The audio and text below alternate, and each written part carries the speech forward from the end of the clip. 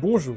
Face à l'effondrement de la biodiversité, il devient urgent de freiner l'artificialisation des terres et d'en renaturer d'autres lorsque c'est possible.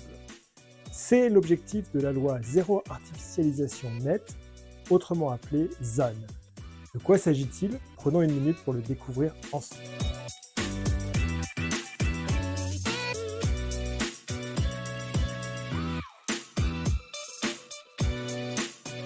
Le constat est simple, les constructions diffuses et l'étalement urbain détruisent les milieux naturels et les continuités écologiques indispensables à la faune sauvage. Il est difficile de mesurer précisément l'artificialisation nette en France puisque selon les sources, elle va de 16 000 à 61 000 hectares par an. Les données convergent en revanche pour montrer que l'artificialisation en France est supérieure à celle de la moyenne européenne et plus rapide que la croissance de la population. Tout le monde s'accorde pour dire que les conséquences de l'artificialisation sont nombreuses.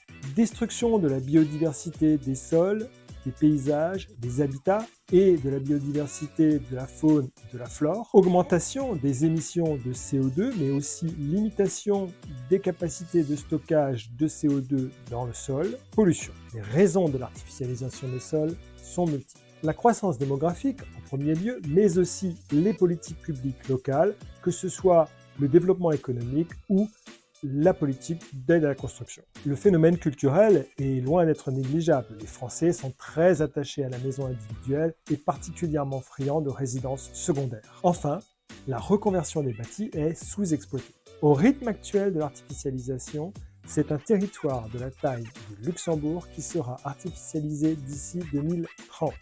L'habitat représente environ 42% des terres artificialisées, les réseaux routiers environ 28%.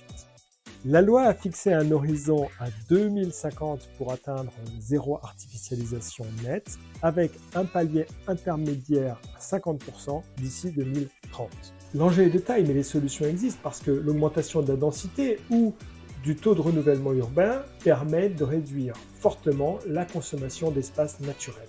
La mise en œuvre relève des décideurs locaux qui doivent traduire la loi dans les documents d'urbanisme. Sur cette question, comme sur d'autres, AFEDIM s'engage à vous donner la meilleure information possible sur les programmes que nous commercialisons.